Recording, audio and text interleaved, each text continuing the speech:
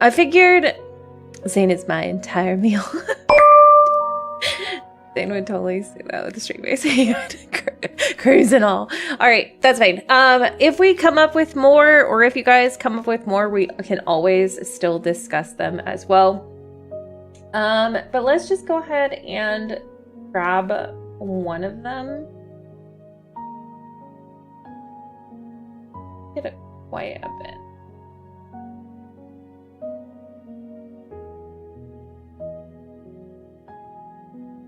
Oh, look. Oh. All right.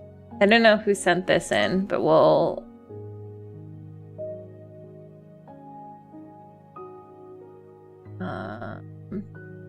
text. Oop. Oh, okay. This is how that's gonna work. All right. We'll start with the first one then.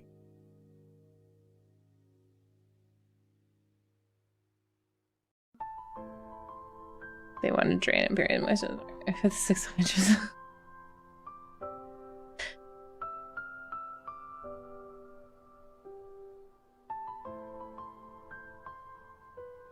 All right, we can start with this one. It's not exactly a headcanon, but we can start with this one.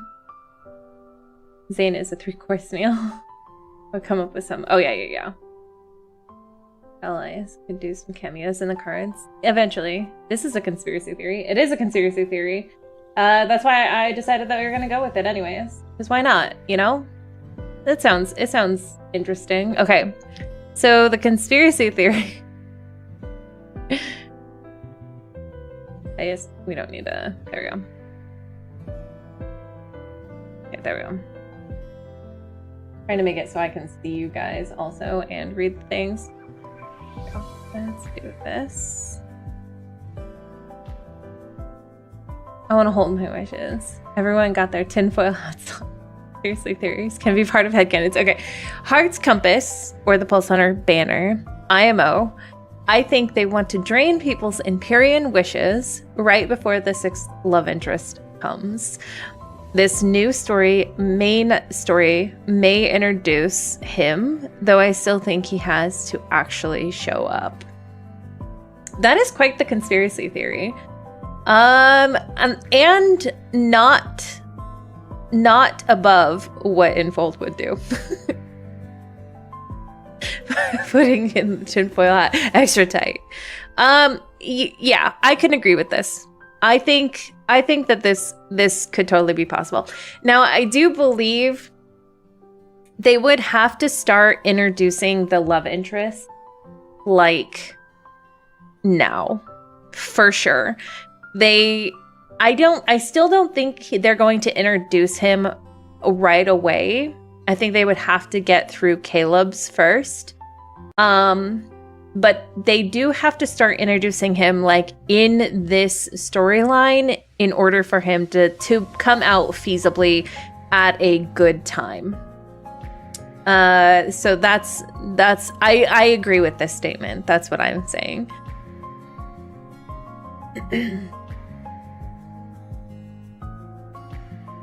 I agree. Yeah, I agree with the statement. They would do that. But also, they give out so many wishes and stuff like that. Well, I guess if they want to drain Imperium wishes, though, so that people are like forced to use their deep space wish, or not deep space wishes, but their diamonds, I personally wouldn't pull on it because I don't need the cards right away. You're getting free 5-star crates anyways. That's all I need. Maybe 60 will get the intro Midsummer like Silas. I think later than that. I think towards the end of the year. Because I don't think that they're going to come out with Caleb's main story until like mid-year, like June. They might use this year to ease us in if they don't do anything in MS. Yes, I agree. I think the main story definitely be the chance for them to set up the stage. Teaser before they actually... Well, that's what they did. Speculation is he might show up mid-year. I don't think so. Just by going off of, well, if the story updates are as slow as they've been, it could even be next anniversary. Yeah, that's what I'm thinking, is there's a lot of things that need to happen with this one, and there's a lot of things that need to happen with Caleb's. I think Caleb's main story is actually setting up for a lot of things to happen, but they have to do Caleb's story patch before that. We are still in the first arc of the story. Oh, 100%. And they are not going to do, if last year or this, I guess this year, well, I'm going to refer to last year as 2025, since we're basically in 2026 at this time. But last year, when they released Death and Rebirth during June.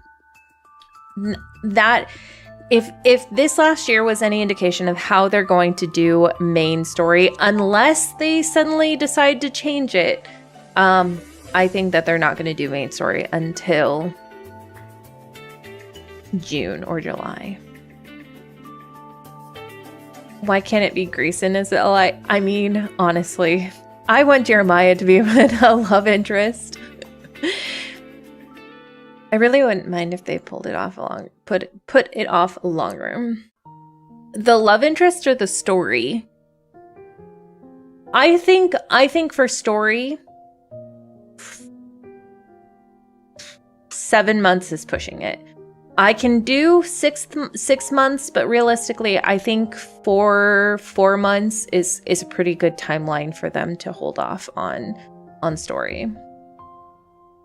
I feel like 60 has been set up pretty well. If he's a hacker, if he's the hacker, I think he is. I want more regular story updates. Not story, the love interest. Okay.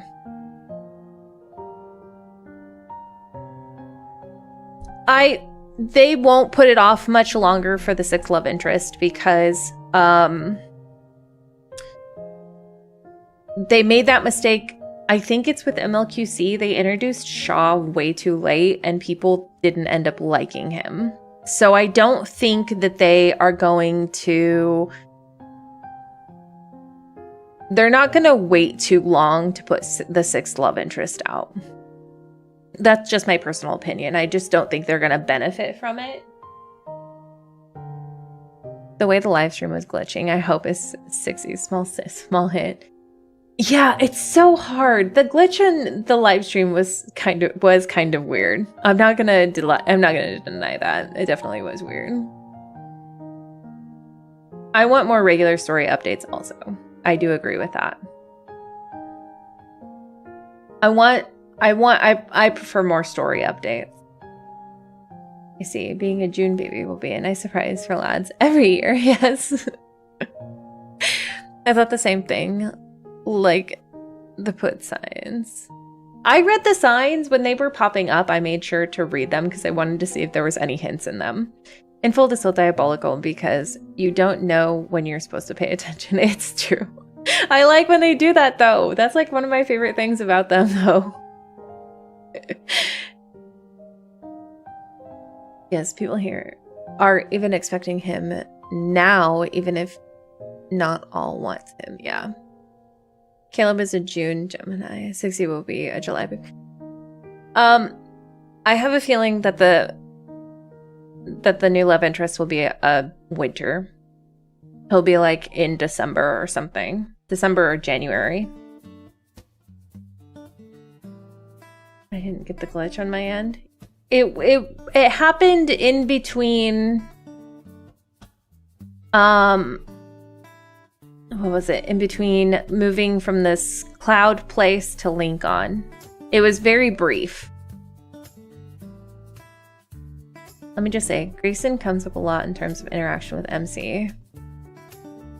And in the reading for the Underworld, he literally meant she has a crush on a hunter. Oh, he has a crush on the hunter. It's very clear that it's MC. It's hard to say. It's hard to say. I would accept Grayson as well. but I just really like Jeremiah. I do. Winter baby allies. Yes. Not partly me hoping that if there is a 6th love interest, it is in January and it's on my birthday. Because, let's see, 6 can be January. It would interfere with the anniversary. That's true. That's true. Yeah. So it would probably be December or February. Those are the 2 months. We did have a mention of Grayson's Miss Hunter in the other events, though. I think it's an actual other Miss Hunter. I really hope it's Tara, honestly. I doubt December because it has a packed schedule. So probably February? They would do like in the middle of winter, though.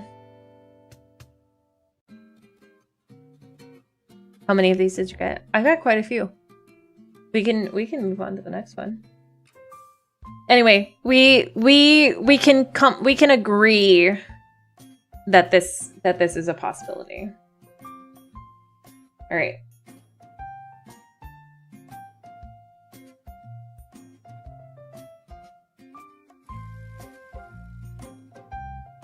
This one's a long one. I'm gonna change this. I don't know if this is two.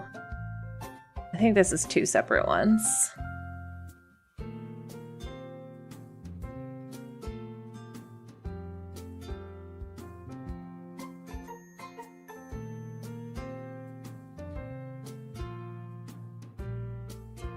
Grayson was romancing a hunter in Zane's event story witnessed by Deepspace. Yes. He's talking to someone attempting to forget. Miss Huntress. Yes, he was asking for information from Zane on how to seduce a Miss Hunter himself.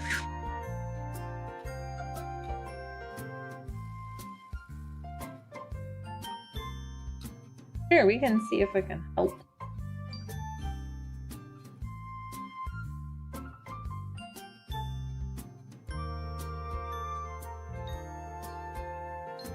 Okay, now for the big guns. I barely got anything. MC might wake up from a dream at the end of the memories from all, I think. Maybe, given the way the anniversary stressed the theme of outer space, memories going forward from this year might also stay space opera AU themed. Also, the masks these people are wearing, mainly Silas, I get it story-wise, but his whole face is being hidden, kind of makes me want to avoid his outfit. That's fair. Hello. Also, hello, welcome. Like, I know this man will use it to jump scare me. That's usually what he do.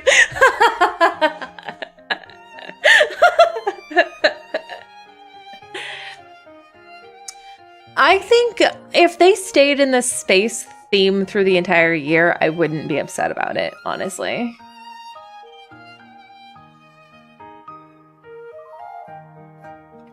I really like Silas's outfit, though. He would. Okay, and then the second one is drama. I kind of think that the baby sister line is going to upset a good amount of people when they read Caleb's card. A few people have voiced their discomfort for the lines, which is valid, honestly. I think when the card is released, it would get worse. Or in bold context. No. So here's the thing. Here's the thing with the baby sister line is people are too quick to make assumptions about it. And I don't want to go too far into it because I don't want to be too much of a drama channel thing. Obviously, I try to avoid that kind of stuff. But as is, it's going to be a context thing. It's always, Infold is very good about having context. And the reason they do things out of context is to get people hooked so that they can read the story. People are so quick to, they're so quick to cause drama or to make assumptions that they don't. I get where people might be have discomfort. That's fine. You guys are, people are welcome to have their feelings the way they want to feel. That's fine. But it's always a context thing. And I really think that they need to take some time to read it so that they understand the context. It's nice that Enfold was considerate at first for the relationship for Caleb, but it's mostly a foster family. Nothing bad. Yeah. Am I the only one not tripping about the baby sister? No, I think it's a pretty I think the loud, there's a loud a section of people who are just being very loud. Now, I'm not on X or Twitter or anything like that, so I don't spend a lot of time there. Like, do I love it? No, but I'm not a Caleb fan anyway. I totally understand where the context comes from. Yeah. I think it's just a loud majority of people. All right. This one is says story-wise. All right. Story-wise. Very rude. But to me, it's more like Zane wanted Grayson to figure it out, his relationship for himself, as opposed to taking advice from someone. I think Zane was a bit shy in the early interactions. So adopted or not, people will see it as gross. I'm unfazed, but won't deny the complexities of the questionability.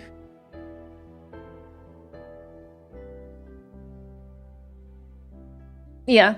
That's all I'm gonna say about it. I don't really want to get into the drama of it. That's not really what I'm about, I guess. I said my piece about it. I am very much someone who's like, I just need to wait and see the context of the situation before I make any solid decisions. I think this is just a context thing. Also, I don't think Zane thinks he's super confident in his own romantic relationship, so he doesn't think he's qualified to give advice.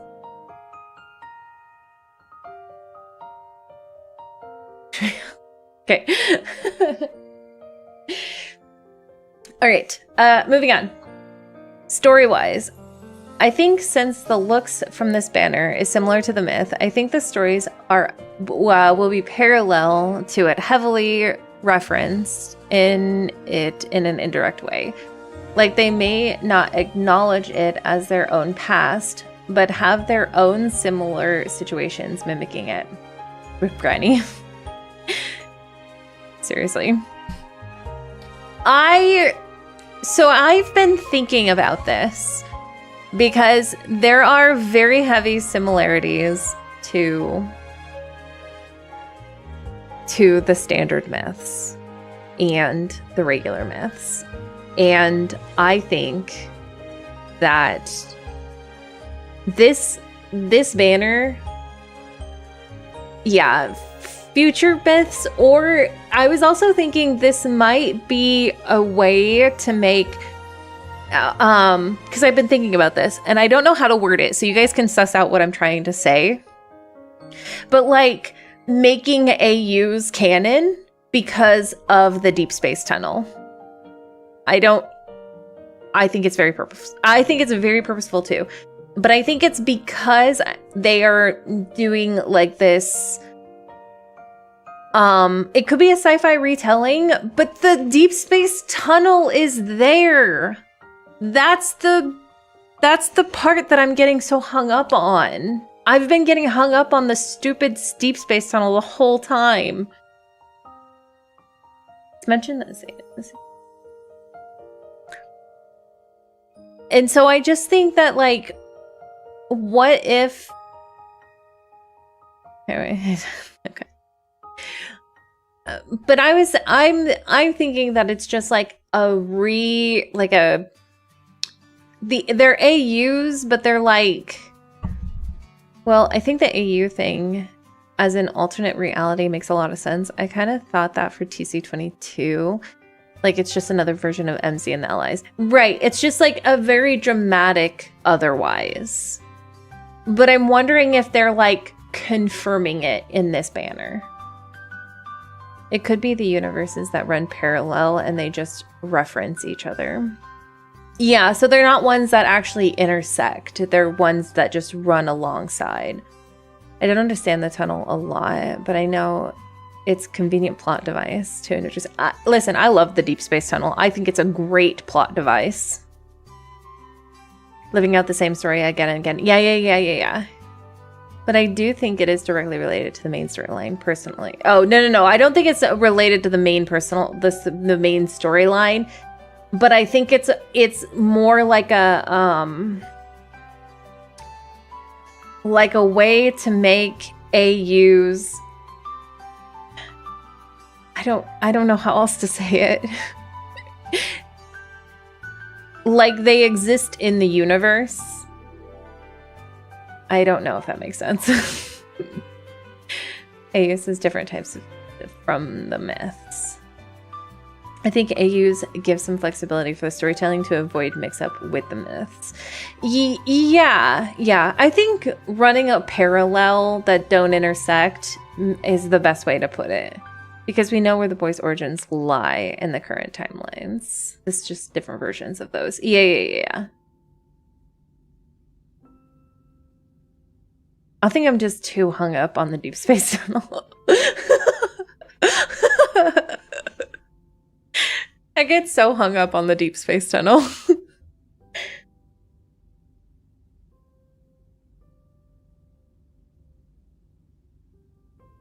Which is fun. And I love that they embrace it too. No, I love that they listen. I'm here for it. This banner might tease for further myth banners while taking inspiration from earlier myths. But also, yes, they have a bit of canon in memory. Yeah. I thought it was a really interesting choice that they chose specifically the standard myths. I thought that was very interesting that was something that they chose. I'm not against it. Is a MacGuffin. It is.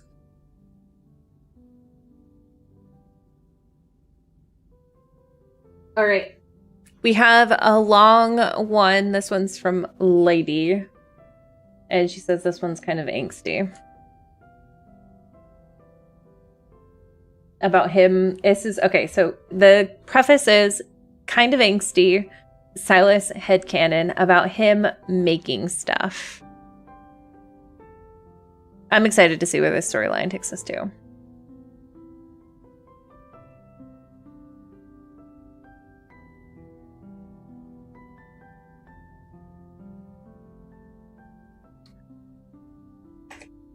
All right.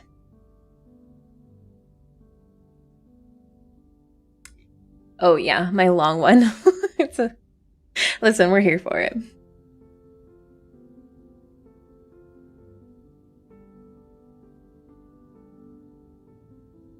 All right. I find it interesting that this is so far. Yeah.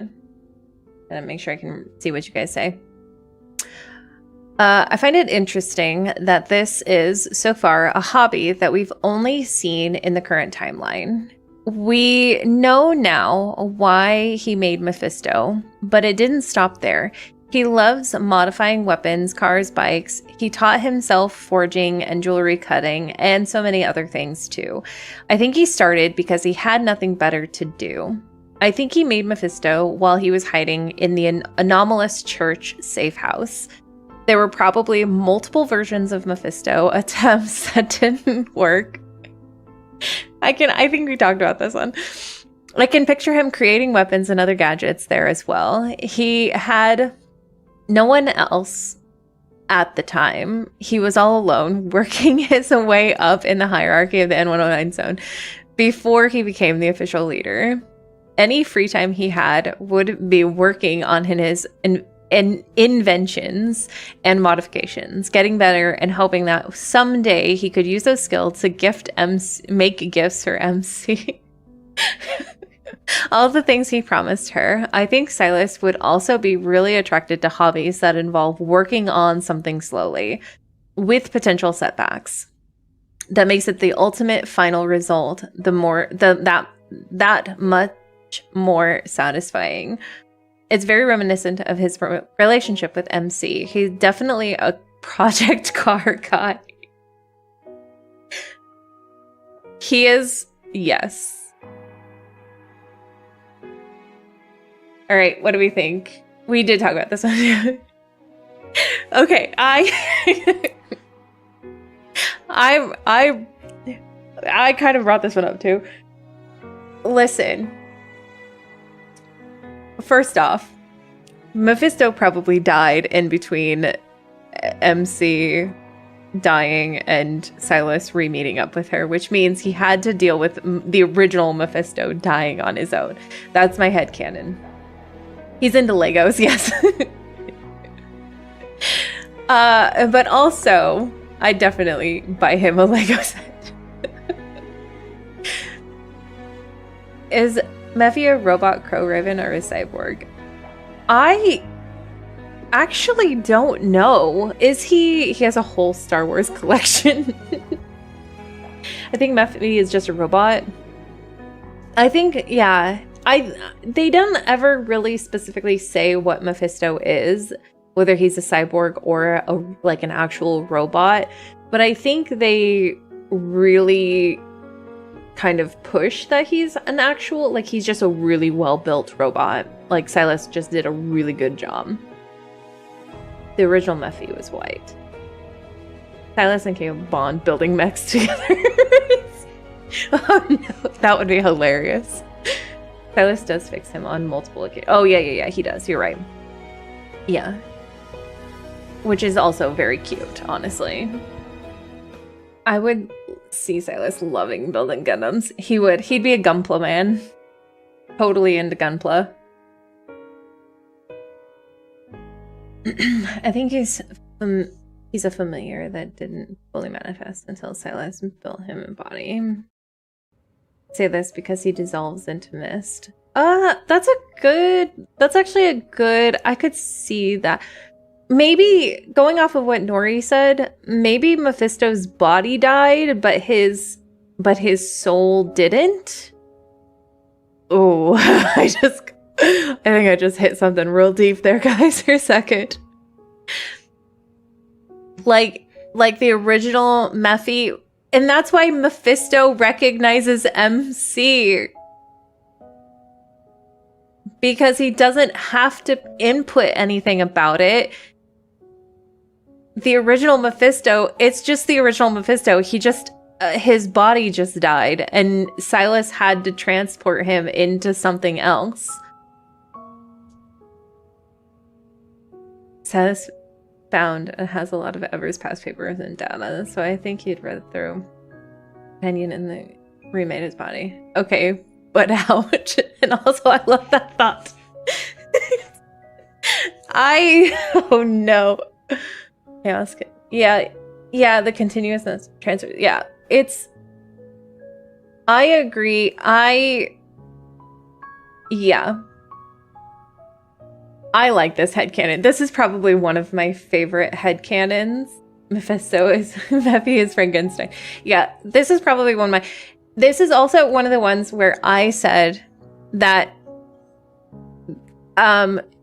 through building Mephisto and tinkering and stuff like this, I could see this being one of the only times that Silas genuinely gets angry also. And the reason I say that is because if he's like continuously trying to build Mephisto and build Mephisto and build Mephisto, you know, and he keeps breaking and breaking and breaking and he can't, fix him. Eventually, I feel like he would get so upset that Mephisto keeps breaking because he's trying to make this for MC and he can't. And he feels like he's failing her because he can't build Mephisto correctly. Like, my heart breaks for this man. It feels very in character. Yes, I feel like he would just be very upset. Yeah. Also, Infeld, give us Mephisto. Honestly, just picturing him all alone, so angry that he can't do it. And I know, it's so heartbreaking. It's so, I don't know who said it, but I think it was on TikTok. I saw this lady that mentioned that Silas is a collector and he collects valuable items. So in a way, when he had brought MC and Luke and Kieran into his life, there were people valued. Looking, and then seeing at one point, he can tell they valued. They were experimented on like nothing else. Like they were nothing. Oh, yeah. I guess where I'm getting at with this is that it's not so much about the destination. It's about the journey. I said until yeah. Yeah, okay. He is also building his hoard. It's true. His dragon lair is coming too. Made us all so angsty now. It's true. No, this is one of my favorite headcanons. I guess to be fair, Mephi was here first. It's true. Seems like Mephisto is one of Silas's most precious treasure. I think Mephi holds a lot of. I'm sure the twins will understand this. The twins are like the lowest. Sorry, twins. That's not saying much, but no. Mephisto holds, aside from MC, Mephisto is the next best thing because it holds a lot of what he cherishes with MC. There's so much sentiment attached to Mephi. I'm honestly so happy I'm so happy they brought him into the third myth. It makes me so happy. All right, this one is not angsty at all, you guys.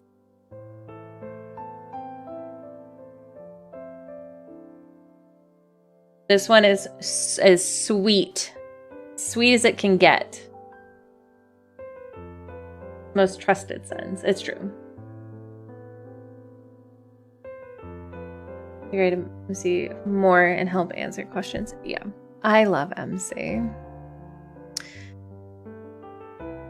I love Mephi so much, my son. I'm surprised he was white originally. I want more emotional stickers with the black and white crows together. Yes. I need both Mephi versions. Mephi brought Silas. Oh yeah, brought me Silas's laugh. Beach. So he's my son. Silas's laugh was so cute in the beach banner. All right. So I like that Mephi was key to opening this. Oh yeah. That was really interesting. This is so cute. Okay, so the next one is super sweet. MC gifted Zane a plushie of an atomically accurate heart. He keeps it on his office couch. And the new 4-star Zane got me. I remember how Zane brought plushies for the kiddos and gifted MC one. I wonder if Raph will erase our memories and I don't know. That'll be interesting. I could see this. She'd sweet like Zane's Bugsy. It's true. Yes, I love it. I find it hilarious. Zane hates going to the dentist. It's true. And like Zen lets kids hold it. Oh, that would be so cute. Oh my god. Wait, that's so cute. Solid B for sure. No, Zane would absolutely do that. 100%. He wouldn't even question it. He'd be like, do you want to hold my heart? It's from the person who has my heart. God dang it. That's so cute. No, oh my gosh. I could just squish Zane's face so much. Funnier is that he knows exactly what's wrong. And what they'll say. But he just hates going astro. I think he always keeps plushies around his office for that reason.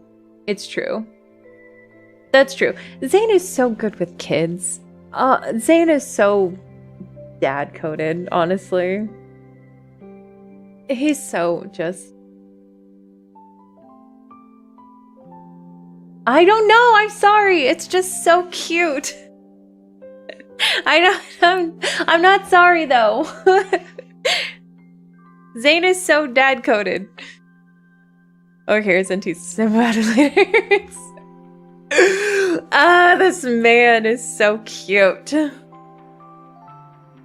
He just kills me, okay? MC is Sully. Filling all the Eli's house with plushies. She just leaves them around randomly, like in the house somewhere. Zane and Raph are good with kids. It's true. Being overtaken by plushies. If we don't get the bed in the house, the plushies, I'll be sad. I know! I really hope with all of the plushies we get to. He's got the room. It's true. Raph is a kid. Zane is fluffy. Zane is so fluffy. Makes me sad that he gets so much angst.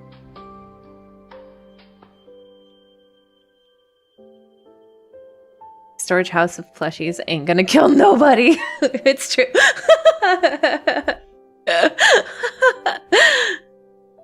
To a kid today.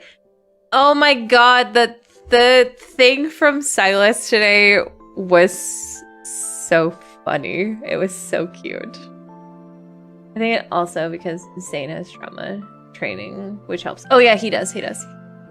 If Bertie is a metric of parenting, I feel Zane and Caleb would be great dads. I agree with that, actually. I forget about Caleb sometimes when it comes to parenting. Maybe I'm just afraid he's gonna explode. Folds to please MC. I'm sure as or oh yeah, no. That Silas folds so easily to MC.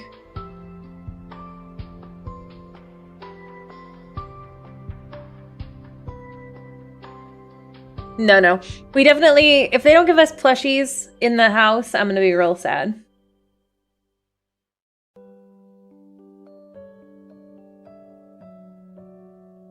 Silas as a parent is like boot camp. It's true. I feel like they'll all make great dads, but that's definitely a girl dad. Oh, 100%. Pretty as an ex. I think the person least, the only person that's least likely, or not least likely, but like, the person I feel like the least parental from is probably Xavier. I still think he would be a good dad, but I think he would be like a one-child parent.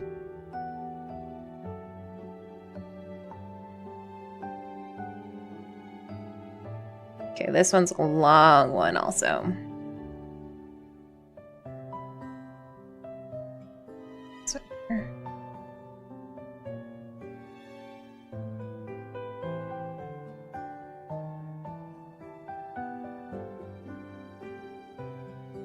And napping with the yeah, exactly. I can't unsee him wanting a girl ever since that. Yeah. Silas and Xavier would spoil their kids rotten, let's be real. Oh, 100%. I agree with Zane doing something like that. Oh, this is my other longing, Steven.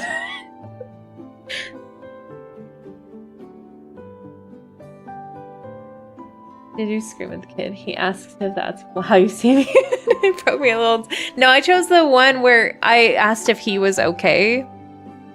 Or no, what was the other one? I chose the middle option, whatever the middle option was. I think Caleb would want a boy first. Zane, Silas, and Raph and girl dads. And Xavier a boy first. All of them would be great for kids regardless of the gender. Yeah. No, I agree. All right. We have another long one and another angsty one. Are we all prepared? I don't know if I'm prepared. My heart's gonna break, I think. I need to start writing down my headcanons too, because I have a few. Xavier and how he deals with his approach to emotions, feelings about MC, based on my analysis of Philosian culture. The entire culture of Philos is basically centered around greed and base desires. There is no falling in love with someone because you care about them. There is only having someone because they serve a purpose in your life, status, having a kid, carrying on your name.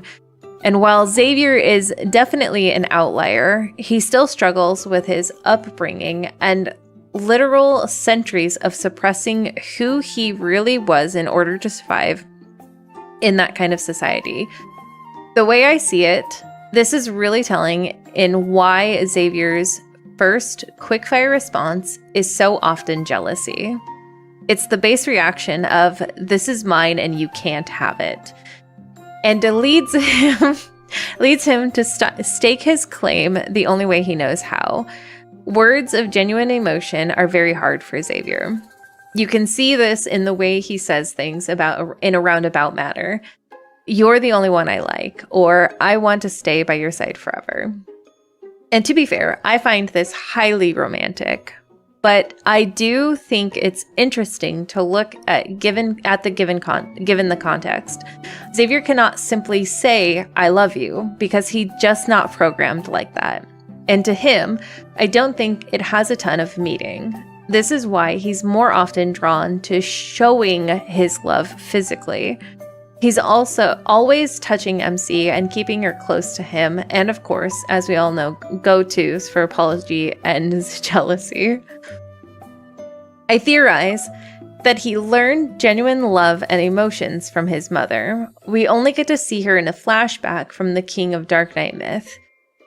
But it seems they had a really different relationship than Xavier did with his father. And she doesn't seem to be in the picture anymore by the time we get to the shooting star myth. So I think she probably died when he was rather young. So we know that emotion isn't so much impossible for Philosians, it's just frowned upon by their society.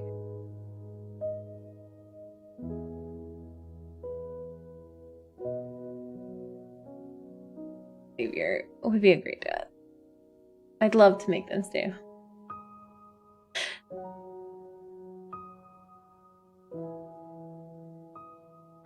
Not the thigh things.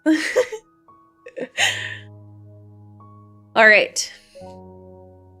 So we think that Xavier learned his emotions from his mother. I can get behind this. I think that in the wedding banner, when MC is trying to find out what things they have to do, is like, he was basically shooting them down as boring or a waste of time. There might be something about native languages as well. Bilingual children statistically favor one language for speaking their emotions. I didn't even think about that, but that's kind of an interesting way of doing it.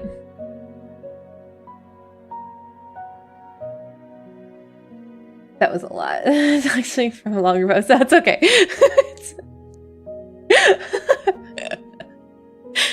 I hadn't even thought about this, but it kind of makes sense that speaking a foreign language is more clinical and can make emotions expression harder. He's one of those that wouldn't see the point of buying a gift flowers because they'll die, which is much more a logical response than emotional. I also think it's a mix of living so long that he sometimes displaces himself after spending decades away from MC. Yeah, I think we've had this conversation before at some point, but it feels like a Xavier, when he tries to do things, it's very alien to him. Like, he tries to do what he thinks the human race would do, but he like somehow misses the mark always. And I think that goes along with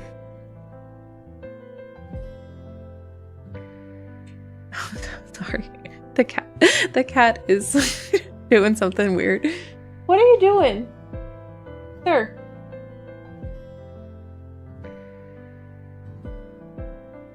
What?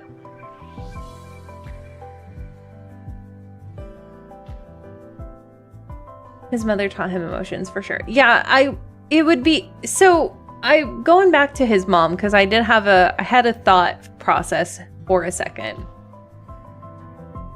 Anyway. What was I gonna say? Oh. This man just shows up and we're just gonna say anything. It's true.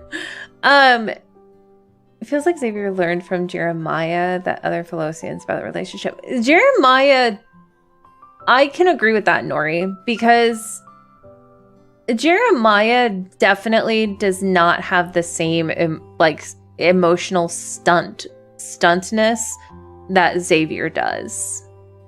And neither does his mom. I do agree with that statement as well.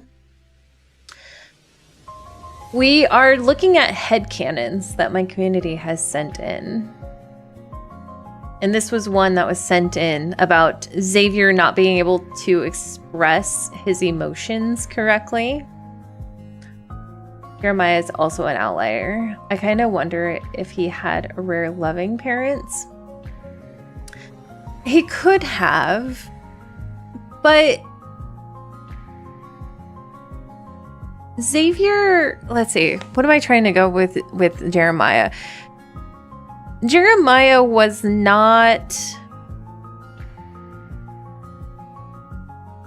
Jeremiah MC's friend before he became Xavier's friend? Is that what the case was?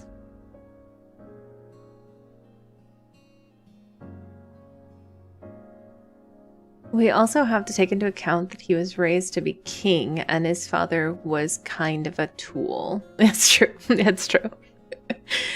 Yeah, but it's really... Well, because there's the world underneath, like Lady said, where... What exactly does it say? A lot of this came from the New World Underneath stories, where they talk about a lot about Philosian customs, and things started to click for me. Yeah. They were all in class together. I think Jeremiah was around more, probably. There definitely are... It seems like we focus more on the outliers, because they really don't show a lot of people outside of the king of Philos, which is Xavier's dad. We get a hint of his mom, which she definitely does seem that she has way more emotion. She was like way more emotionally. That's definitely part of it, but it seems like actually emotions are kind of frowned upon in Philosi. I wonder if that has to do with, again, you guys can suss out what I'm trying to say, because I'm not always very good at saying what I mean to say. But I wonder if that started when avoidant attachment style. Yes, he does. Because the guy who was after Silas and you was so confused that he wasn't like other Philosians, and also confused at how into the girl his neighbor was. Where was I going with this? Hang on, I got sidetracked. What was I gonna say? Oh, I remember. Okay. What if their frowned upon emotions were after they started sacrificing people? Because they didn't want people to get attached to anybody?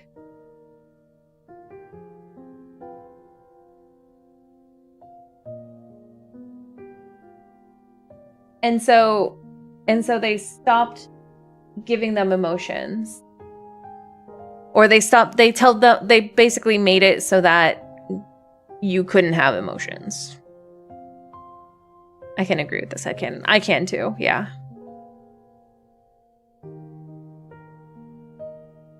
Yep, that's what I was thinking. It's definitely a part. Yeah. That's what I'm thinking too. I think that's definitely. Oh, we have more sillies. We'll take them one at a time because there's a few of them here. These are also ladies. Ladies has sent in a lot. Okay, we'll start with her first one. Her first silly one.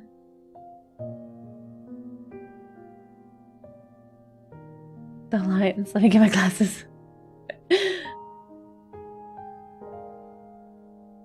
It was also like that back on Fearless. I sent it to you guys. Okay. Let's see.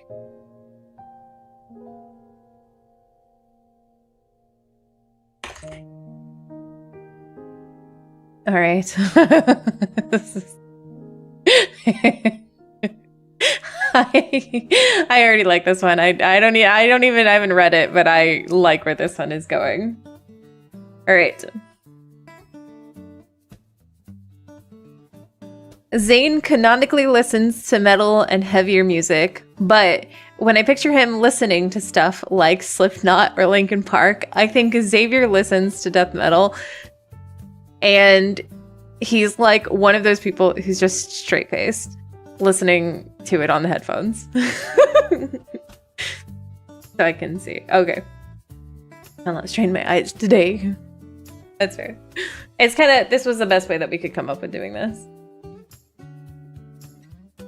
I am in agreement that these two straight-faced listen to hard, like, screamo music. 100%.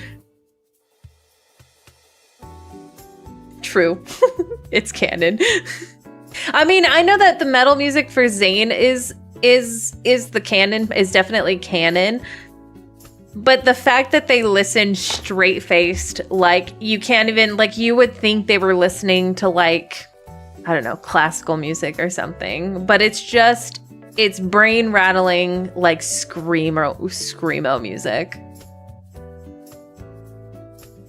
He also falls under the exposure. Yeah. They were using growl death metal to fall asleep. Also, Zayn is 100% deserted.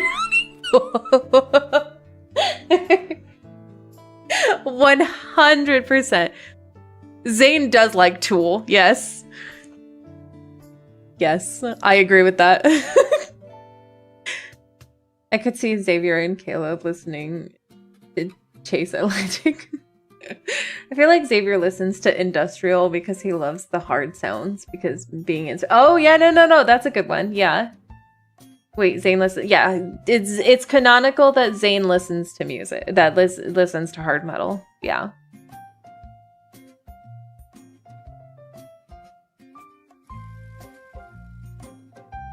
No. But so, what would each of the, if the guys, that too, Nori. I was saying the same. So each of the guys, what do they listen to? Like. Because now I refuse to believe any of the guys listen to, like, the actual music that they would listen to. Like, that you would think they would listen to. Like, you would picture Zayn listening to, like, classical music, but he actually listens to death metal. Or Xavier listens to industrial. Like, to elevator. I mean, he could listen to elevator music. I definitely would see them listening to straight-faced. It's true. They don't headbang. No. I could see Raphael listening to Baby No Money. Well, Silas does listen to classical, which makes a lot of sense. Yeah, that's true. Silas does canonically listen to classical. Zane probably listens to LO music in his room to concentrate. Xavier just seems like he would listen to the most random genres. Raph putting on Shakira and getting down. Caleb looks like it's. I was thinking the same thing. 21 Pilots for sure. Is he dancing to metal? What? Silas would totally classical or jazz. Need maybe some techno every now and then. Yeah, I think Silas gets down to techno every once in a while. Well, listens to pop music. He does. He sings. He listens to like K-pop Demon Hunters and stuff like that. Have so much emo on his playlist. He would listen to like 3 Days Grace. Caleb would listen to 3 Days Grace, or like I'm trying to think of what other emos. Or like Green Day or something like that. Any Metallica songs? Oh, that's true. That's true. I love Metallica also. Breaking Benjamin. Yes.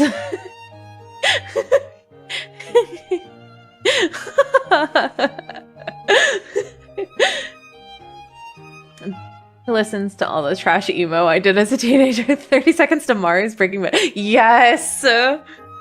I still listen to 30 Seconds to Mars.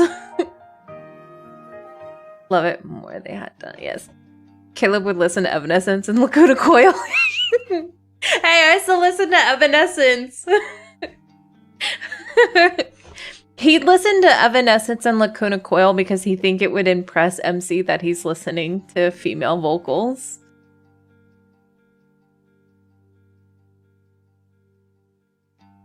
For sure.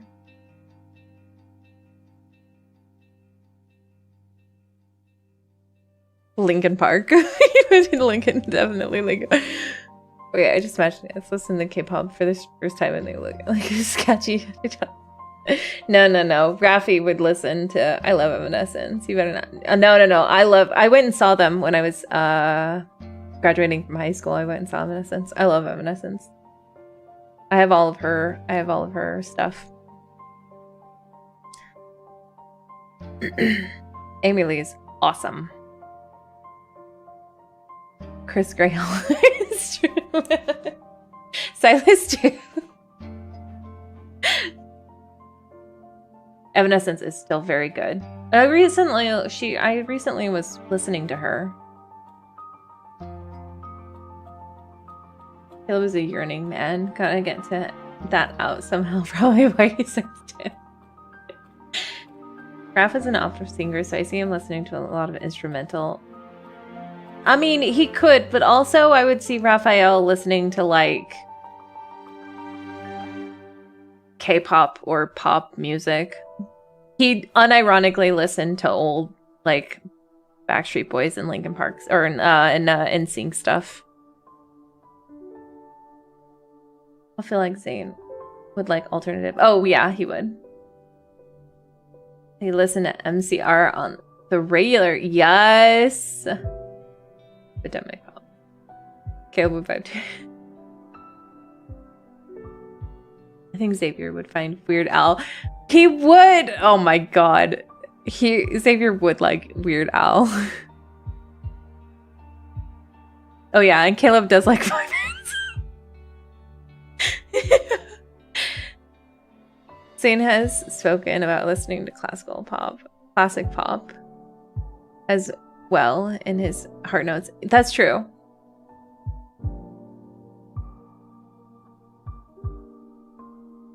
I also imagine them getting jealous.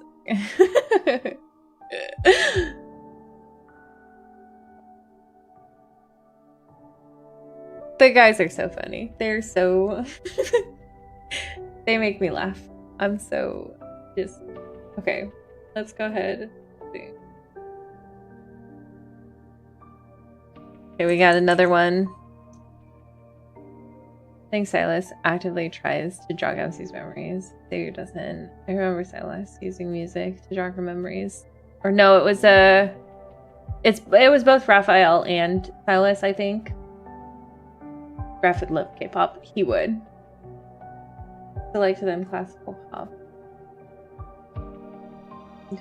So like to them is classical pop what we listen to now. Yes.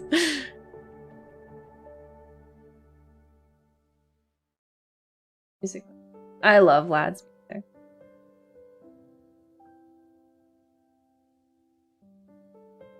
Alright, here's another one.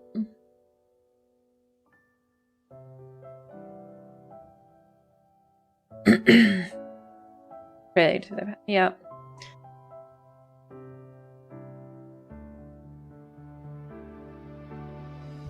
Silas and Raph have songs that destroy my heart. Getting dragged to a concert, then dragged back home. All right. Dragon Silas uses his tail as kind of a stand-in for a protective arm around MC. He's surprised to find how instinctive it is to him to do it. He also wraps it around MC while she's sleeping. I'm here for this. Headcanon. 100%. I could just imagine the first time he does it. Like, in actual battle, not like in the cave, like, you know, because he instinctively grabs her when she's in the cave, or I don't think it's instinctively, but I could imagine him, like, when they're fighting, if boyfriend has tail, this is a must, 100%. Like, they're fighting for the first time together to actually defend each other, and somehow his tail, like, instinctively blocks something from her, and he looks back and she looks at him, and they're both just as surprised as each other that it happened. And he's like, I don't know how that happened.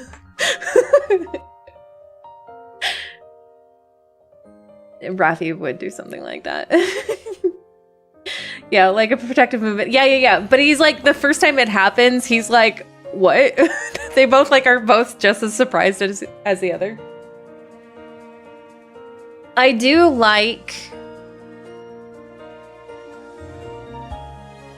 that he puts it around her while she sleeps too.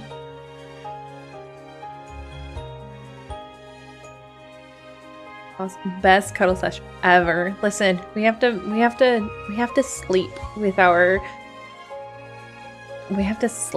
boys. And if that means that their tails wrap around us and they're slightly monstrous, that's fine. You know? We're called monster, yeah, for a reason. You know? It's fine. It's whatever. Random time we talked about Zane being a Nine-Tailed Fox. Best color. I would love to. I still believe that Zane could be a Nine-Tailed Fox. I'm just saying. So kind of like when Toothless does with Hiccup. Yeah, wrapped to silver. Yeah. It's an iceberry. It's like FMA characters. It's true. Raph is reserved for hot weather and fevers, though.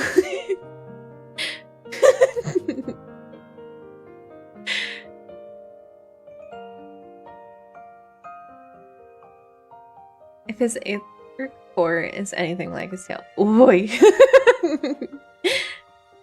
MC from the Monster Tamer.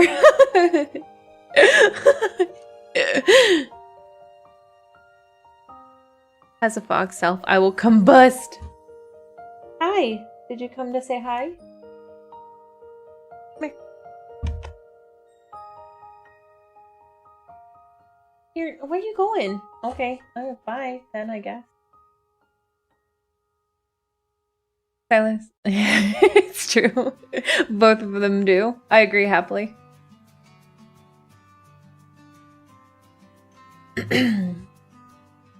Alright, this one was short and sweet. This is supposed to be cute headcanon. It is a cute headcanon. We'll leave it at the cute headcanon. Alright. Oh, okay, I read this one. This one is probably one of my favorites also. And I could see this one happening. That's the...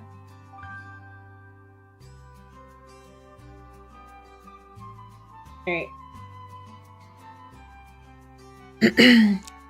Raphael always has dried paint on his hands and arms.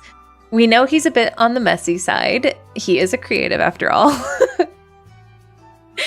I could totally see him getting caught up in the process and forgetting to wash it off before he heads to, I'm assuming, leaves the house. MC secretly loves to see what colors he's been using from the smear of paint on him. I love this headcanon so much. This is probably one of my favorite headcanons, honestly.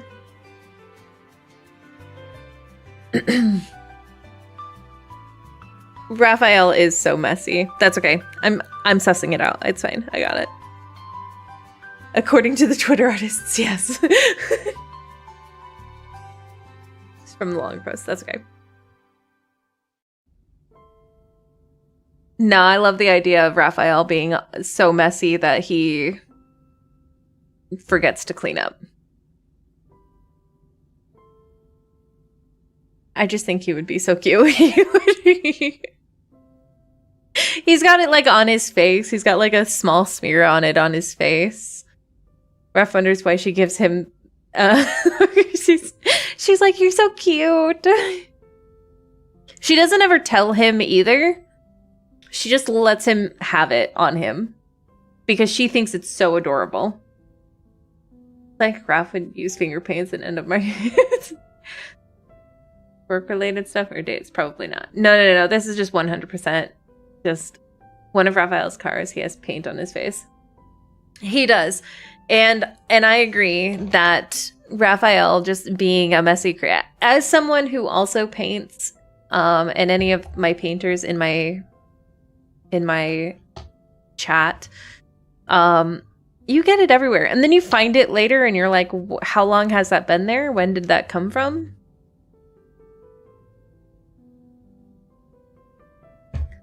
So like, oh, Thomas wouldn't let him go and do anything important with Canons. No. It's also an indication if he's gone and sat in the bath yet also. Like, has he gone and sat in the bath, done his allotted mermaid bath time? Or is it being a little messy will always be... Oh, 100%. His allotted mermaid bath time. I don't know what else to call it. But it's an indication, you know, MC, oh, you haven't taken a bath yet? And he's like, how did you know? And she's like, because you have paint all over you. His 6 hours bath, 6 hours of bath a day. No, I'm saying if he's in his studio, yeah, but not much during dates or work-related stuff or in the nest. Or he needs... Oh, no, definitely not. But Silas is a little messy in other people's blood. Can I mess you up a little more, please? Anybody? Listen, the boys can mess me up anytime they want. All right. I do like this one, though. I think this one's cute. I'm here for messy Raph.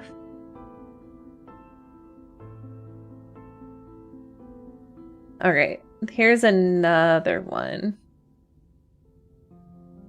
This one's another cute one. I like this one.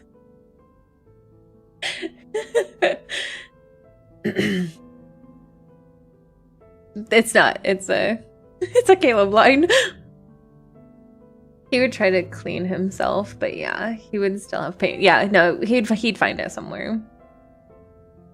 Speaking of messy guys, I know Xavier is canonically able to drive, but in my head, he's like, I can ride horse, I can pilot a spaceship, I can teleport, so why car?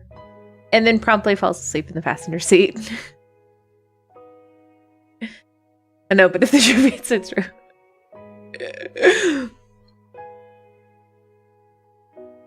Yes.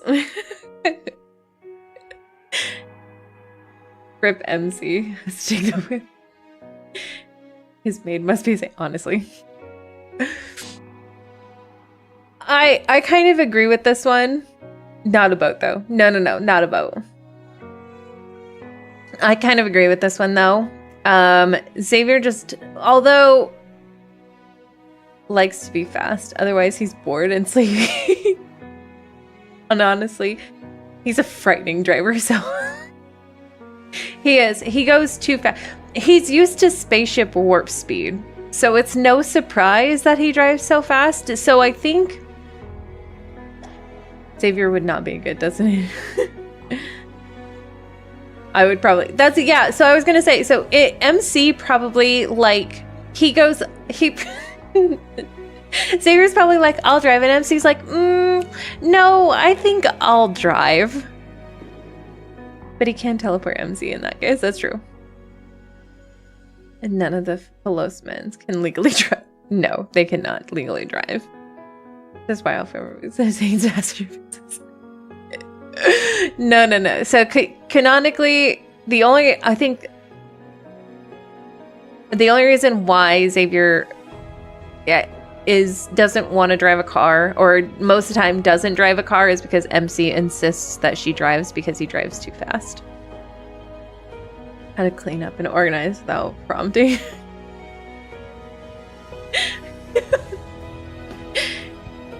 The calmest driver I've seen most of Zane.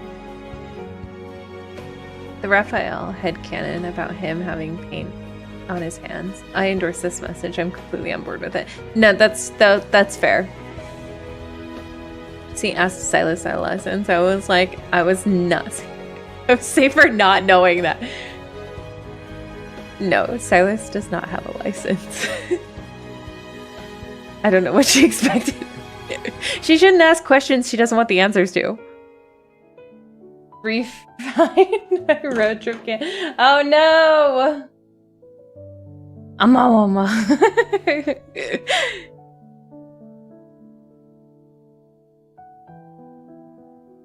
Alright, everybody say goodbye to his Meowjesty. He's like, I want to be in the LHC conversation, but put me down! I can't run away. Oh no! Oh, good. I'm glad. My cat luckily does not like to leave the house. He is a very big baby. Bye, kitty. Okay, let's see the next headcanon.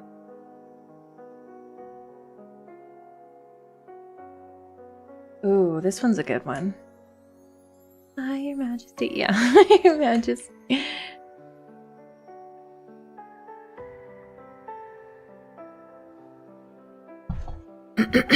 All right. Next headcanon. Okay. You know how Zane is basically in every chapter almost? Except probably Night of Revelry, which he is in Night of Revelry.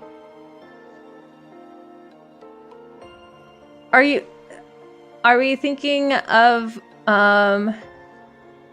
long-awaited Revelry? Because he is technically in long-awaited Revelry also. He does mention Anakinus. It's more of a flashback, but anyway. Well, I'm pretty sure he knows about all of the guys. In fact, I'm sure all the guys know about each other in some way. Zane has access to the Fractal Library and the Gaia Research Facility and has a division in it that references him. Zane the All-Rounder. Zane is an all-rounder. I actually do agree with this. I think Zane knows not only way more, but is incorporated in a lot more of the stories than we think he is. Except for the 6 love interests.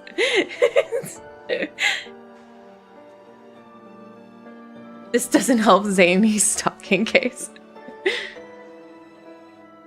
They're all tackling Ever in different ways.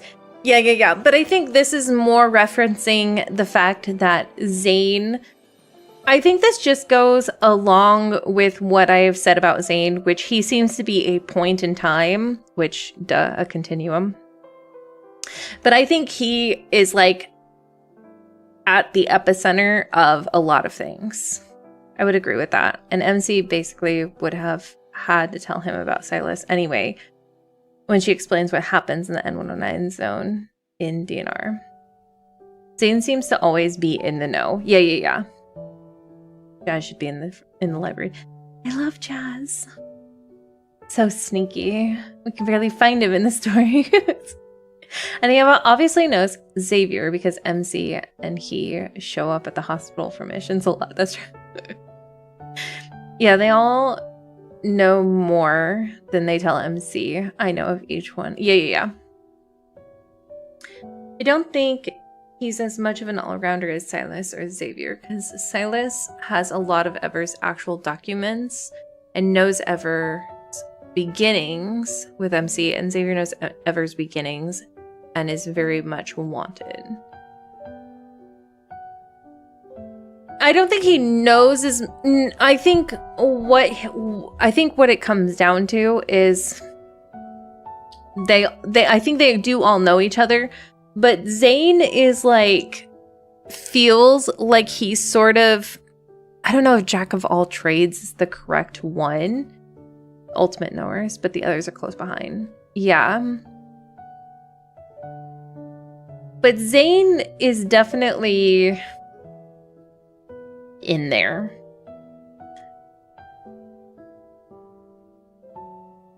Zane has connections everywhere as well, as hinted. Yes, yeah. It's so low that Zane gets yeah, that's the other... Well, I don't think Silas gets bamboozled either. I do think that Silas knows a lot more. If I were to take all of the guys and put into who knows the most, Zane and Silas have their hands in the most cookie jars. Zane is basically a library of knowledge. It's true. Those are the two guys that I think know the most out of everything, though. Zane was made to be the perfect child, so him having connections with a lot of things makes sense. Yeah, and he's so I don't want to say this as like a bad thing, so don't take it as a bad thing, but he's very unassuming. Zane is very unassuming. He comes across very, like, unless you know him, I'm looking at you, Carter. He comes across as, like, not a guy to be worried about. And then Silas, on the opposite end, people worry about him, but they don't...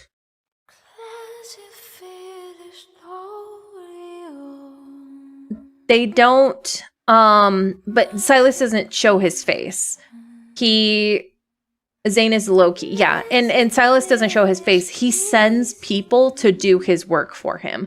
So he's got more ears around him, or he's got more ears around everything without having to show himself, whereas Zane can sort of pick up and choose things that he wants to pick up and choose.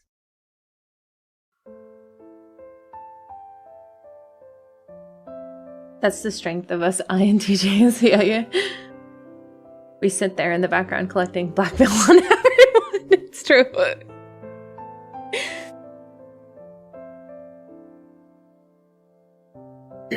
Make sure he can ruin anyone without hurting anyone. Oh, 100%. No, Zane uses words to hurt people.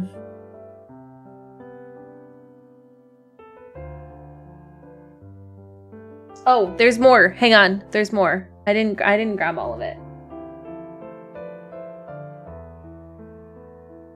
Hang on. There's more.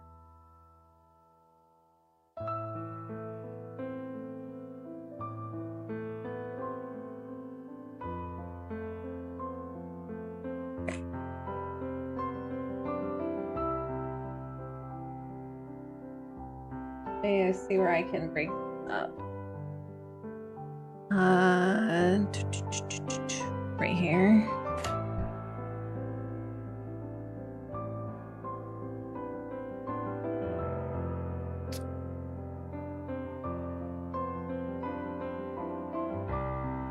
Okay, this is a continuation of everybody knowing everyone.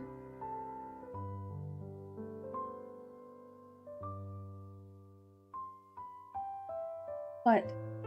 No, you had your chance. Because they left it. Yes.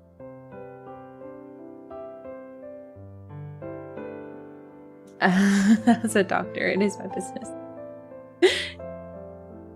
As a Justin, I need Zany. I'll have to make question. He'll make you question your intelligence. He will. Okay, here's the continuation. Xavier, of course, knows of Silas, not only because he's a notorious criminal in the N109 zone, but also because he went to the jail for destroying Philos. I mean, as a prince of Philos, I would think Xavier would make it a point to know the identity of the man responsible for its destruction. That's... Xavier, or, Silas didn't destroy Xavier's Philos. Unless I'm missing something. Raphael is a famous artist, so of course Xavier would have at least heard of him, and perhaps they also work together as Lumiere. And I doubt Xavier is unaware of MC's adopted brother and childhood friend, slash primary care physician, since they're all partners, and I'm sure that it's a topic of why she wanted revenge. Most definitely, he takes her to the hospital after a bad fight to meet the primary care physician. Yes. Both Caleb and Silas would keep surveillance on MC, so really, enough said.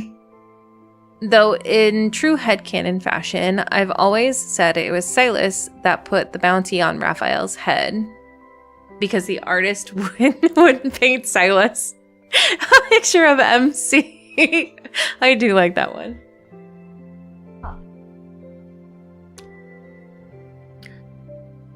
And allow him to get what he most desires. Even though logically I know that's just a story Raph said to hide the fact that MC, that he was really into some shady shit. Also, in my fanfic heart, I'm sure the antimatter weapons and mecha assistants going specifically after Silence were sent by Caleb. I like that one. That's a good one too. So yeah, that's a little wobbly. Yeah, Xavier would at least have gone by the time Silas. Yeah. No, of Raphael in the nest first, I feel like. I do like Raphael and Silas theory. I do like the Raphael and Silas theory. I like the idea that Silas is being sought after by Caleb also. I'm kind of here for that. After he's sent by the fleet. We all know that Raphael has also been keeping tabs on MC. Those of us who have read the anecdotes and the world underneath. Anyways, and he has had past lives in Philosian Lemuria as well. It would make sense that he was completely unaware of who Xavier and Silas is beyond who they project on Earth. And being a mover in the dark spaces that he is, and the little hidden Sherlock Holmes apparently, probably figured out Lumiere is Xavier and a long-living alien. Caleb didn't die and is the colonel that interrogated MC and then randomly made her his... Oh, the adjutant or whatever. Zane is too conveniently everywhere that MC is, and Silas is most definitely lying about his age and secretly a cat.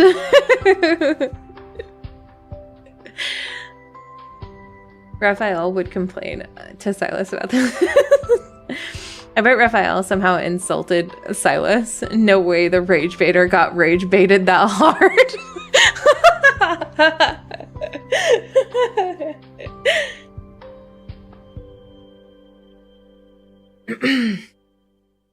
I have to accidentally put bounties on anyone like Xavier. No. I do agree with this middle part. Where was it? Oh, this one, the Raphael having a bounty because Silas is pissed at him. I like that idea. I also like that the fleet sends this, or that Caleb specifically sends the antimatters after Silas because he's pissed off. There's some good stuff in here though. I feel, let's see. I'm trying to think.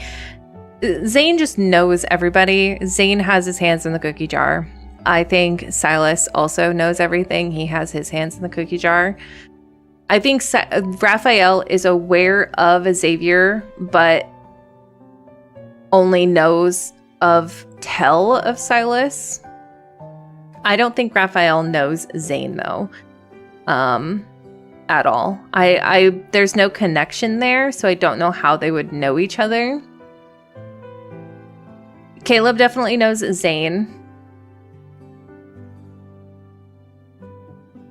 Caleb would also know Silas. Caleb would know of Xavier. I don't think Caleb and Raphael would know each other, though. Well, we know the Fleet and Caleb are specifically trying to get into the N19 zone. I also love the thought of Caleb watching their super expensive satellites. Oh my god! Oh my god, Caleb probably had an aneurysm when that happened. Oh my god. He cheated. Who did Raphael reject for the painting in the N19 zone? Wonder if it was Sherman who wanted to sell it to Silas to off the competition. Unless Raph and Zane have met at some charity function. Admits himself to the hospital so often. It's true. I'm pretty sure Zane just keeps track of everything, but he's the silent protector. Yeah. Zane definitely knows of everything. Zane being the doctor from the guy with the limit. Oh, you're right, Sarah. You're right. Might get him on Raph's radar. You are correct. Ooh, that's actually a good one. Oh, I like that one, Sarah. I like that idea. Caleb seeing the satellite explode. Well, now we have to buy another one.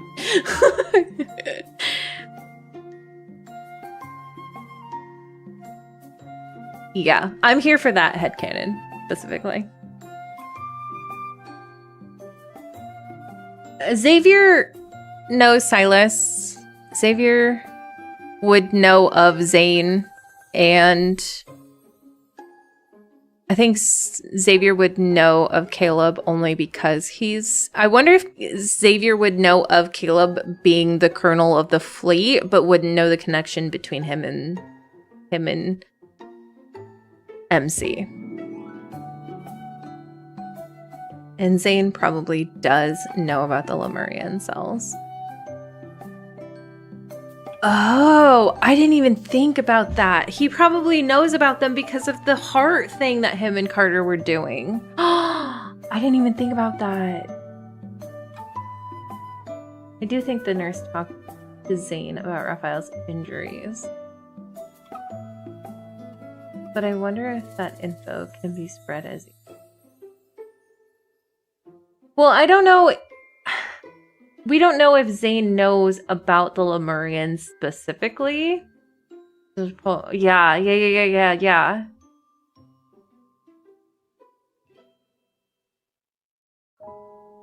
Zane, Caleb, Silas, Raph. Yeah. Raph, Silas, Xavier. Yeah.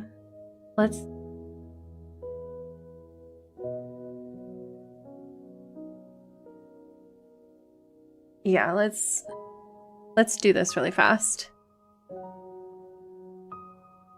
Yeah, so Zane knows Caleb, Silas, and Raph. Raph knows Silas and Xavier.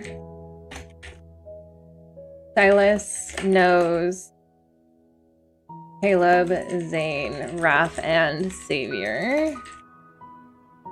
I'm sorry, Xavier.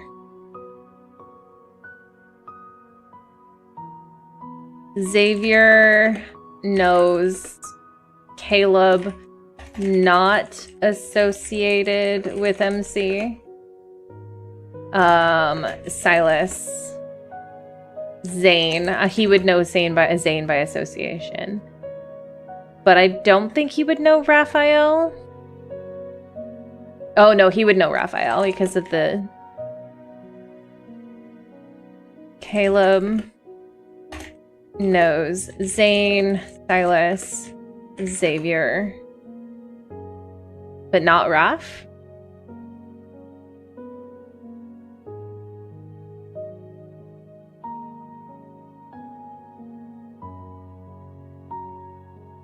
Make this bigger so you guys can see it a little bit better.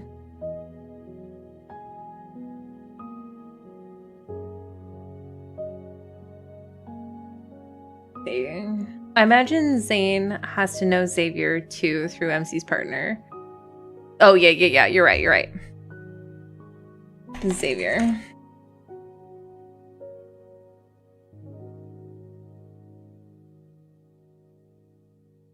Definitely interesting connections. I didn't really think about before.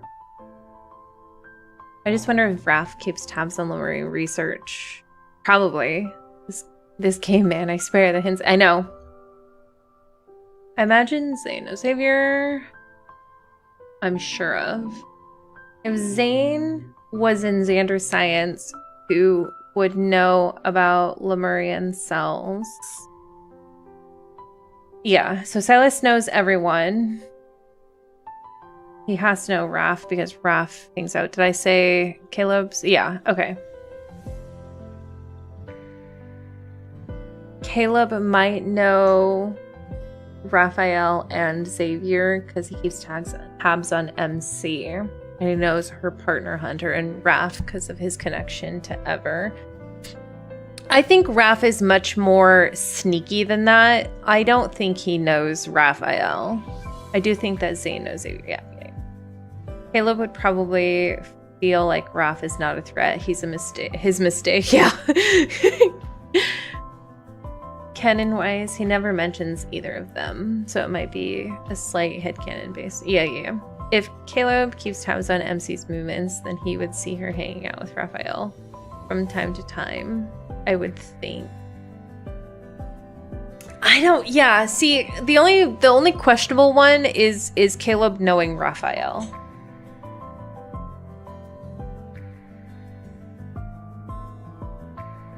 How does Zane know Raph again? Because of the Lemurian cells. He would know there's got to be a Lemurian taking down Ever people. Because of Raymond at the very beginning of the game. Because Raymond and Zane and MC go to Raymond's house, and Raymond has a huge Lemurian statue. And Zane doesn't seem very surprised about it. There's association, Hunters, and talk to Jenna, but we don't know the contents of that convo. No. Yeah, which would be why Silas knows Xavier. So I just bought.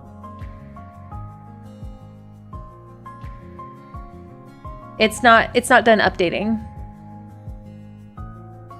The game is still under updating. I kind of feel like Zane would have been totally fine with Raymond being dead too. He seems to be pushing Zane towards something. Well, it sounded like he was trying to... I think we have to go through that again.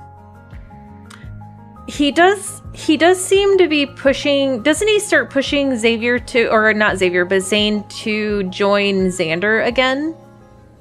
In terms of him personally as an individual and not some Lemurian. He wouldn't know him. No, this is more just of knowing of them. I don't think anybody knows them knows each other personally. My headcanon of the whole thing is that everybody's aware of everybody else, but no one has ever really fully interacted.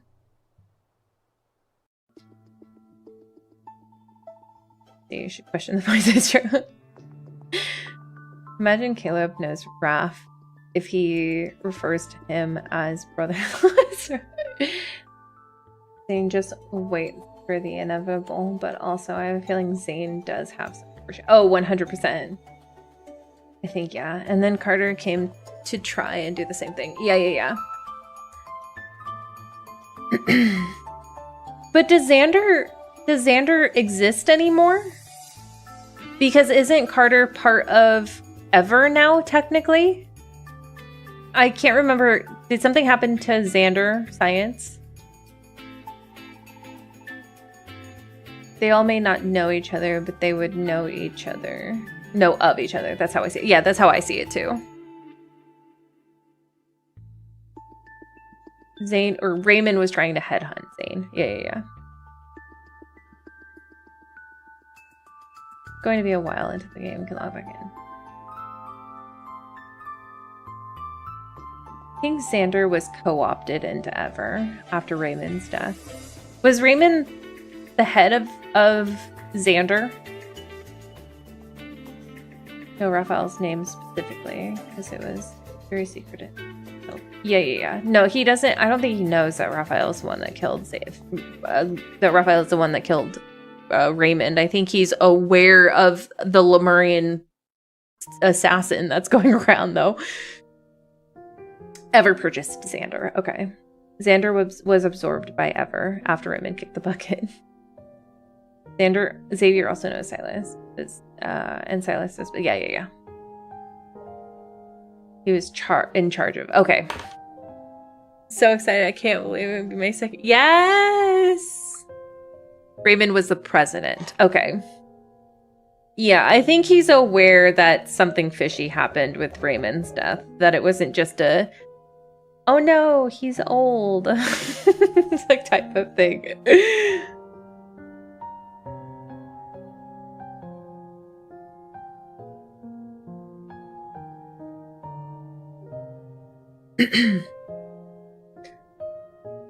Drugs and feeding it to Xavier. Said more time. It was definitely fishy, but get out, lady. Leave. Oh my god. Okay. There's a little bit more here. It's a different one though. Let's take a look at it. Hang on, let me read this one first.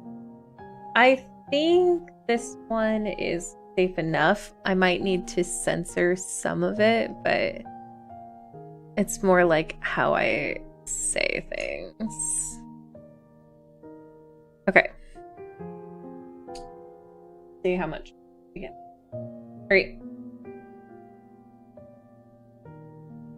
Has his own bathroom. He does. All right. The body count of all the guys is 1 because of MC. But depending on their past lives, the amount of experience varies. I think this life is Raphael's first. That's why he cries about his innocence when you touch him. Zane has the most experience. The Fractal Library, the man did research. Caleb is the second least experienced, as I think there might have been a time or two they'd gotten... No, there wasn't. They're completely... No, 100% Caleb is in the least experienced. Silas is second most experienced, since I am absolutely sure that they both limited myths.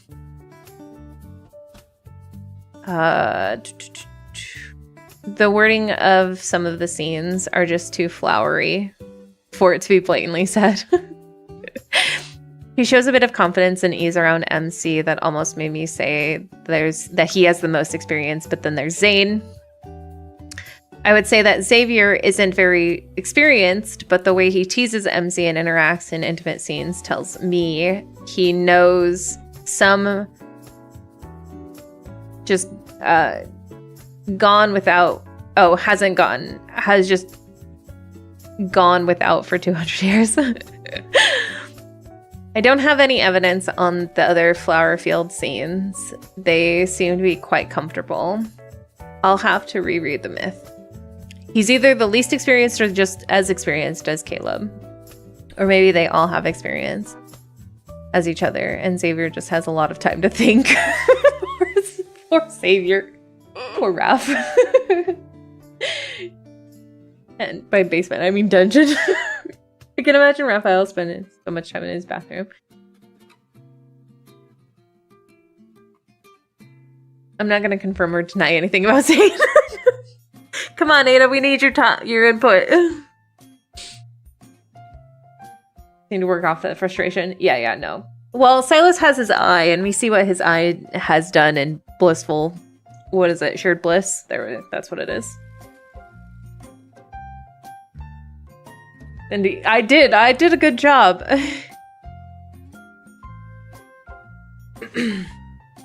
But also the third myth is a future that didn't come to fruition. That's true.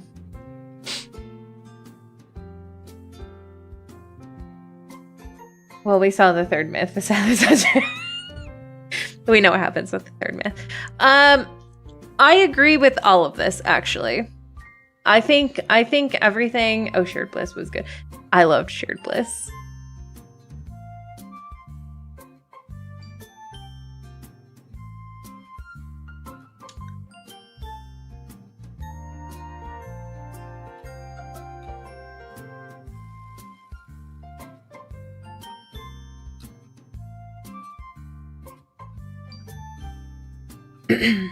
I agree with all of this. Yeah, I think as far as the most experienced, it's Zane and Silas for sure. The least experienced is definitely Raphael and Caleb. I'm gonna have to agree also. I don't know where Xavier sits because he knows more than he should, but there's no way. Also, so I'm not entirely sure. I mean, as far as experience goes, he doesn't have much, but also he's not ignorant to what's going on. I can see Silas doing that whenever he needs to. For Caleb, he just sucks at not making it obvious. Zane and Silas had been married to MC multiple times, so it's very obvious from their myths, too, that those two know what they're doing. They are legitimate, the older ones. So we're going off based off age here. Raphael's hips don't lie. The Raphael is the hungriest. I will admit that. Because that boy... that boy got me kicking my feet sometimes. And Xavier's age is unknown. He's young and old at the same time, so I can... Yeah, I've seen several theories on Xavier, because we also have to remember that there were multiple of MC... Oh! I forgot about that! You're right! I find it hard to believe that there wasn't one time they did it. Raphael is a mermaid, so his hips naturally move that way. Raphael was saving himself for marriage. It's true. What a sweet boy. Xavier's an immature dinosaur.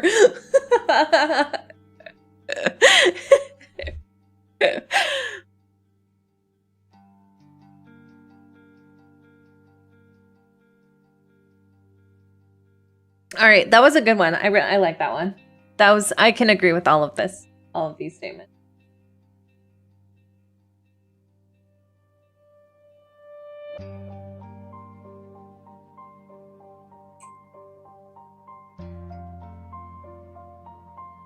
Okay. These two are cute. Okay. We do know the first one is true because of his standard myth.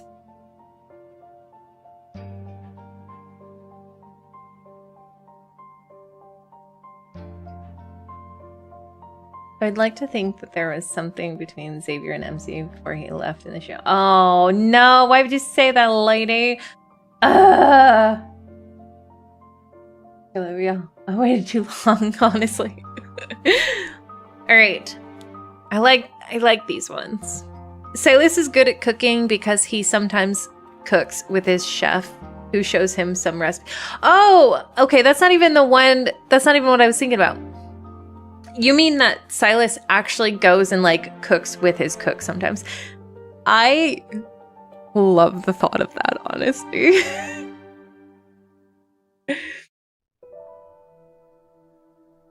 I love the thought of Silas just occasionally walking into the kitchen and being like, hey, can I help you?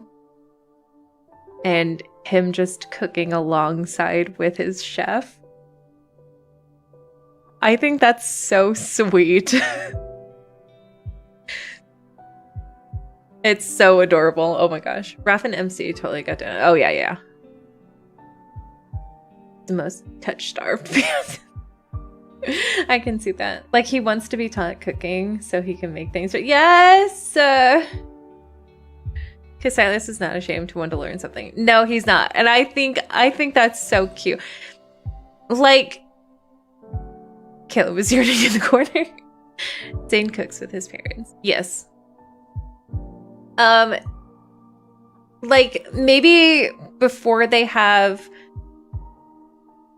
a date, Silas walks in and he's like, hey, she said this was her favorite meal. Could you teach me how to cook it and then vamoose for a few days and I can pretend that you're gone, so I'm gonna cook for her? Silas, that's so cute. It's not even true. And I just, that's so cute. Oh my god. Raph learned from Talia. Yes, Raph learned from Talia. Xavier didn't learn. Raph could have learned from his butler. I think Raphael's just naturally good at it. Yes, and there's a ton of failed dishes, but he finally, yes!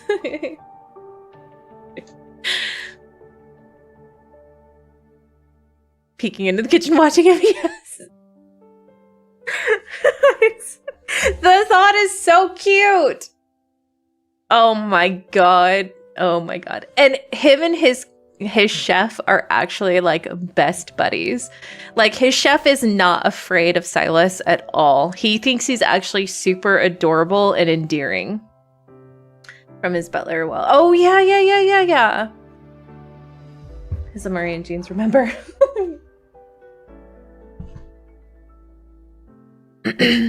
The only person who doesn't know how to cook is Xavier.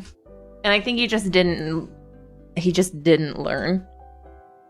The cookers. Family bonding time. Learn to cook from Silas. Yes. I can get behind this headcanon. Me too. Luke and Kieran get the taste test. Yes. Plus, this dude is like... That's true. Let me do it. Silas a shot of aggressive side eyes. Cooking is an art, so Raphael would be a natural. Oh yeah, 100%. Even if he learned from his butler, I think he would pick it up pretty easily. Silas rolls his eyes and gets it. Being in a royal family, I guess Xavier never had the opportunity to learn. Yeah, no, I don't think it was like, I think it's part of like that no emotions thing. I think his dad like forbade it. That's what I would imagine it was.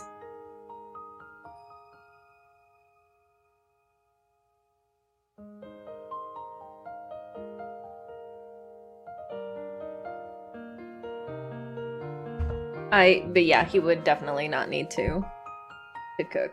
All right. Oh yeah, and then the second one, MC is playing board games and other shenanigans with the twins at the base when Silas isn't around. I condone this one as well. Eat food that often. They do often picture him eating, but it looks like other people were cooking for him, like with his teacher. They have a whole meal, and they talk about how they, like, shove their faces with meat and stuff like that. Explains why Xavier is such a disaster in the kitchen. There would have always been people serving him. Like, yeah. I think they get all kinds of things when Silas isn't around. MC's the fun parent. Board games and video games. We have to bond with our sons, of course. Well, yes, of course. Poor boys. He tries every time and fails. They were playing Ticket to Ride.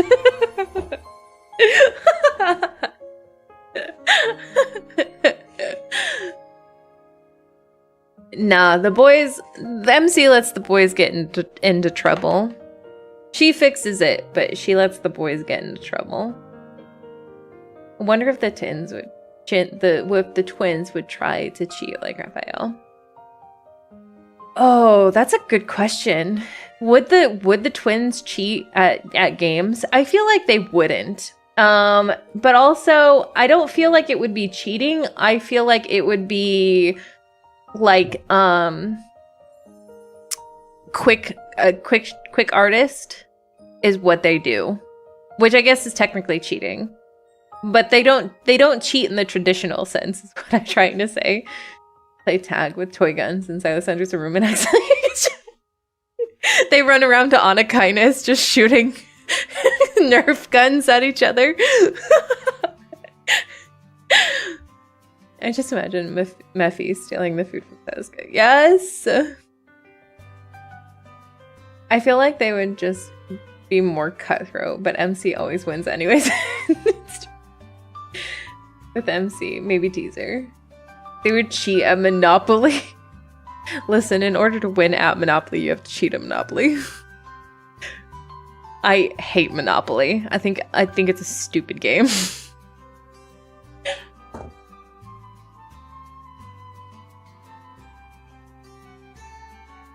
I could totally see them doing Nerf wars. Yes.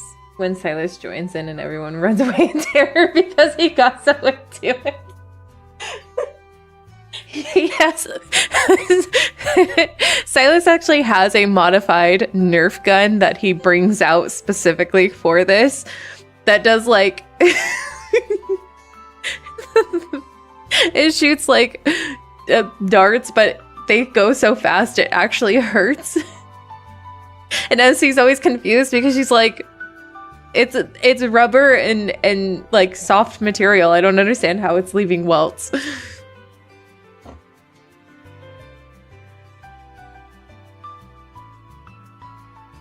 Obvious. That's why they cheat. If I see Monopoly again, it'll be too soon. And the Uno or the games created a rivalry conflict. Nah, I see them ignoring them. Well, secretly watching them through the glass. Oh, yeah, that would be cute.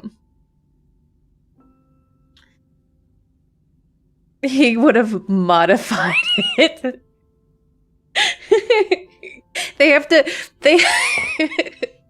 They have a specific rule for Silas that he's not allowed to bring out any modified Nerf guns. They actually specifically buy packaged Nerf guns, and anytime Silas wants to join, they hand him a brand new in-packaged gun so that he is not allowed to like modify it. He can't bring out the modified gun, Nerf gun. Luke and Kieran would do like a dramatic death scene. They would totally go Hachin twins from Oron. They would totally 100% do that.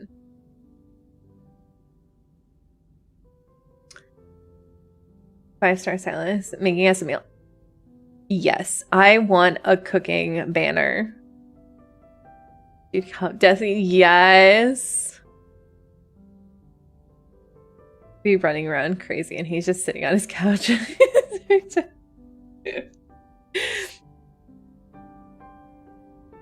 We will be coming home to dinner with this. It's true. Those boys better be in the kitchen already by the time I log into the game. MC would threaten Silas with a cute ponytail if he brings him off it. Are you cooking for me in my house? It's true.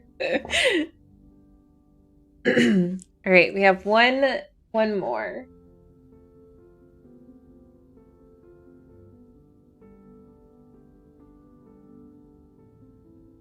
All right, we have one more.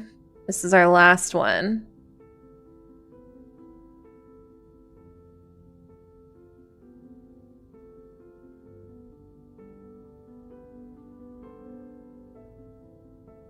They are 100% Hikaru and Kaoru. 100%.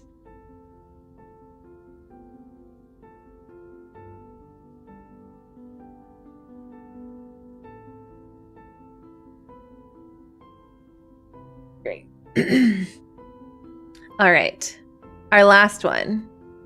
In Passionate Overload, Caleb has a line. That was nothing. I'm starting to think you've been too gentle with me today, to be honest. MC is like, say less. Nick's banner is Indulgent Scheme. And Caleb is covered in bite marks. It's true. They're learning about each other. They're learning new things. What do you guys think of the possible revoking house pass? I'm not sure if once you give them a pass, you can take it back. Why would you want to revoke the house pass? But would y'all ever take it back on retained conditions? He asked for it. He did absolutely ask for it. I would revoke Raph and Caleb's mercy line. They block each other. They do that. I will be doing that if someone doesn't come home from a banner. You lock the door. You're like, no, you cannot come home. If you can't come home on the banner, you can't come home in real life. They're so awkward and adorable. They're getting there. They are getting there. Definitely. I love how awkward MC and Caleb are. They can sleep outside.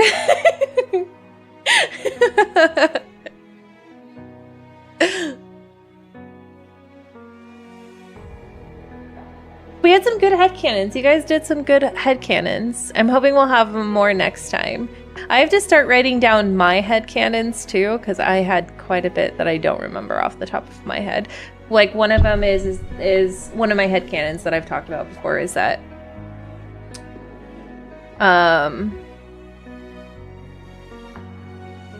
Zane regulates his own body temperature.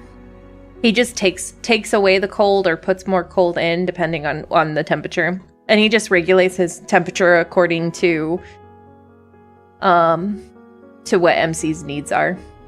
He doesn't necessarily get cold or hot. He just regulates his body temperature according to how MC needs to be either warmed or cooled down. Who in Lads is a sleepwalker? Zane? Xavier? Zane is a sleepwalker. Okay, I'm gonna put this out here. I missed quite a bit of headcanons because I was at work. That's okay, yeah. There's some good ones in there. I feel like the twins would use their evil, hearing what they see. Zane is a refrigerator, yes. Hand him your drink and he'll put it in his pocket on the hike. Confirmed Zane is a refrigerator.